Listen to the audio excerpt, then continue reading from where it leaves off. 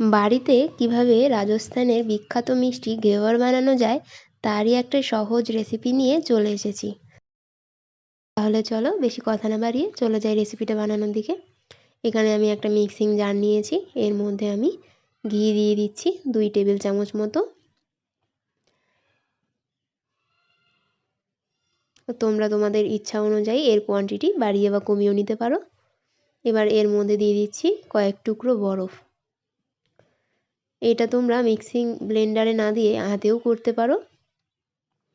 এবার ব্লেন্ডারটা খুব ভালোভাবে 2 থেকে 3 মিনিট মতো ঘুরিয়ে নিয়েছি। দেখো পুরো বাটার হয়ে গেছে ঘিটা। আর এর মধ্যে যে জলটা ছিল সেটাও কিন্তু আমি ফেলিনি। আর এর মধ্যে আমি হাফ কাপ মতো ময়দা আর 3 টেবিল চামচ মতো লিকুইড দুধ দিয়ে দিয়েছিলাম, যেটা এখানে ক্যামেরায় ওঠেনি। এটাকে খুব ভালোভাবে ব্লেন্ড করে নিতে হবে। এবার এর মধ্যে হাফ কাপ মতো ফ্রিজের চিল্ড ঠান্ডা জলটাকে এখানে দিচ্ছি। তোমরা চাইলে বরফ গলা জলটাও দিতে পারো। এবার একটা স্মুথ পেস্ট বানিয়ে নিচ্ছি, তোমাদেরকে দেখাচ্ছি ঠিক কেমন হয়েছে। এবার এটাকে আমরা একটা বোলের মধ্যে ঢেলে নেব। এতে কিন্তু আর কোনো কিচ্ছু দেওয়ার প্রয়োজন নেই। এই মিশ্রণটা যত ঠান্ডা থাকবে ঘেভারটা ঠিক ততটাই ভালো হবে। এখানে আমি একটা বাটির মধ্যে বরফ নিয়ে নিয়েছি। এবার বরফের মধ্যে আমি এই মিশ্রণের বাটিটাকে বসাচ্ছি। এবার এর মধ্যে আমি আরও 1 কাপ মতো ফ্রিজের জল ব্যবহার করছি। দেখো ঠিক কতটা পাতলা হবে তোমাদেরকে দেখাচ্ছি। খুব ভালোভাবে জলের সাথে মিশিয়ে নিতে হবে। এবার তোমাদেরকে দেখাচ্ছি, দেখো একটু ভালো করে খেয়াল করলে দেখতে পাবে ওপরে যে হাতার মধ্যে যে আস্তরণটা পড়েছে, যখন এইভাবে দেখবে আঙুল দিয়ে যে এর মধ্যে কিন্তু কোনো রকমের দাগ মতো পড়ছে না, তখন বুঝবে এটা কিন্তু পারফেক্ট রেডি হয়ে গেছে। আর যদি দেখো একটা দাগের মতো পড়ছে তাহলে বুঝবে মিশ্রণটা কিন্তু ঘন হয়ে গেছে, তখন আরও একটু জল দিয়ে পাতলা করে নেবে। এখানে দেখো আমি একটা সসপ্যান নিয়েছি, এরকম একটা গভীর মতো সসপ্যান, যার মধ্যে খুব অল্প তেল দিলেও মনে হবে যেন অনেকটা মতো আছে। আর সাইজটাও দেখতে পাচ্ছ খুব একটা কিন্তু বড় নয়।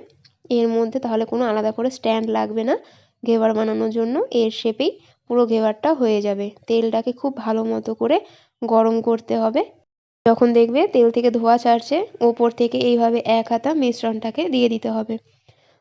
ময়দার মিশ্রণটা দেওয়ার পরই দেখবে প্রথম 1-2 বার করলে এই রকম উপর থেকে ফেনাগুলো উঠে আসবে, তাতে ভয়ের কিচ্ছু নেই। 2-3 বার এইভাবে 2 হাতা 3 হাতা দিলে পরে দেখবে আবার ফেনাটা কমে গেছে।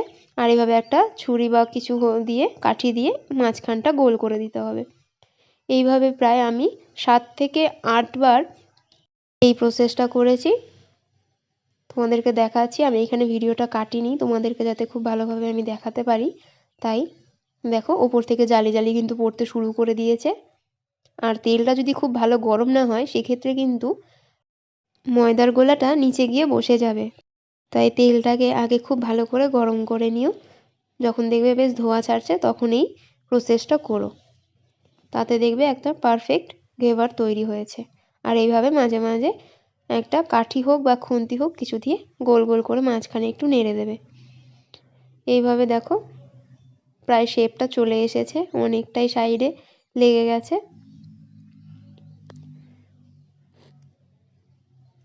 এক একটা ঘেভার বানাতে প্রায় 6 থেকে 7 মিনিট মতো সময় লেগেছে। আর এক হাতা গোলা দেওয়ার মাঝখানের ডিফারেন্স প্রায় 1 মিনিট মতো রাখতে হবে।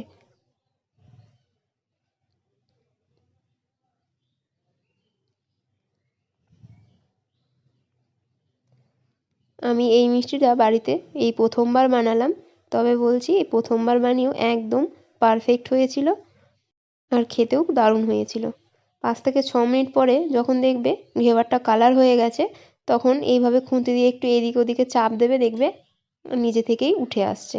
তো আর ঘেভারে প্রচুর পরিমাণে তেল টানে, তাই এইভাবে চেষ্টা করবে একটা স্ট্যান্ডের ওপরে বা এইভাবে খুন্তির মধ্যে ওকে ঝুলিয়ে এক্সট্রা যে তেলটা থাকবে সেটা ঝরিয়ে নেওয়ার।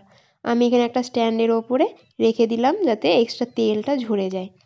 এইভাবে আমি বাকিগুলো বানিয়ে নেবো। এখানে 2 চামচ ঘি আর হাফ কাপ ময়দায় আমার টোটাল 3টে ঘেভার হয়েছিল। এবারে এই ঘেভারের ওপরে দেওয়ার জন্য চিনির যে শিরাটা সেটা তৈরি করে নেব। এখানে দেখো হাফ বাটির থেকেও কম আমি চিনি ব্যবহার করেছি আর হাফ বাটি মতো জল দিয়ে ফুটিয়ে নিলেই চিনির শিরাটা আমাদের রেডি হয়ে যাবে। রেডি হয়ে গেছে চিনির শিরা, এটাকে নামিয়ে নিচ্ছি। এবারে ঘেভারের ওপরে যে মালাইটা দেওয়া হয় সেটাকে তৈরি করব। তার জন্য এখানে আমি আগে থেকেই জাল করে নেওয়া দুধ নিয়ে নিলাম 1 বাটি মতো।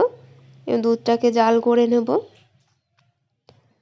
আর এর মধ্যে দিয়ে দেবো এবারে স্বাদ মতো চিনি। আমি এখানে 1 চামচ মতো চিনি দিয়েছি, তোমরা চাইলে বাড়িয়ে বা কমিয়েও দিতে পারো। এবারে চিনির সাথে দুধটাকে খুব ভালোভাবে মিশিয়ে নিচ্ছি।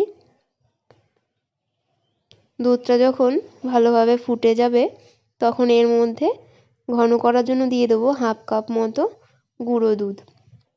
গুঁড়ো দুধটা দিয়ে খুব ভালোভাবে মিশিয়ে নিচ্ছি। এতে করে খুব তাড়াতাড়ি দুধটা ক্ষীর হয়ে যাবে। আর এই গুঁড়ো দুধ দেওয়ার জন্যই আমি চিনির পরিমাণটা একটু কম রেখেছিলাম।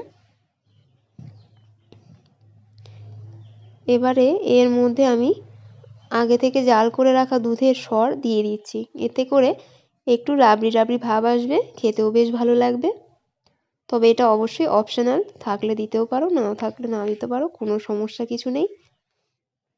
ভালোভাবে মিশিয়ে নিচ্ছি।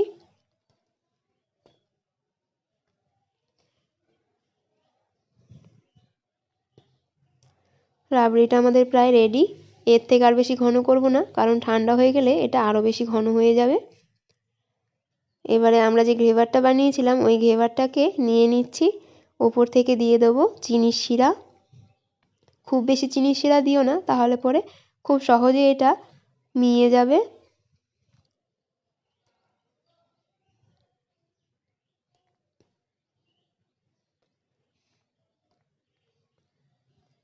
এবারে ওপর থেকে দিয়ে দেবো তৈরি করে রাখা রাবড়িটা।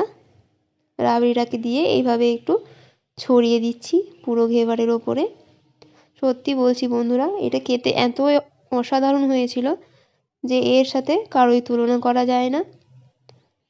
বাড়িতে তোমরা একবার বানিয়ে দেখো, খুবই ভালো লাগবে।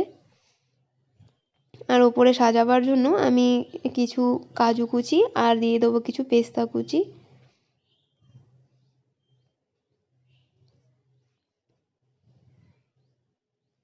ভিডিওটা কেমন লাগলো অবশ্যই জানিও। বাড়িতে একবার হলেও ট্রাই করে দেখো, কথা দিচ্ছি ভীষণ ভালো লাগবে খেতে। তাহলে আজকে এখানেই শেষ করছি, দেখা হচ্ছে নতুন কোনো ভিডিওতে। ততক্ষণের জন্য ভালো থেকো, সুস্থ থেকো।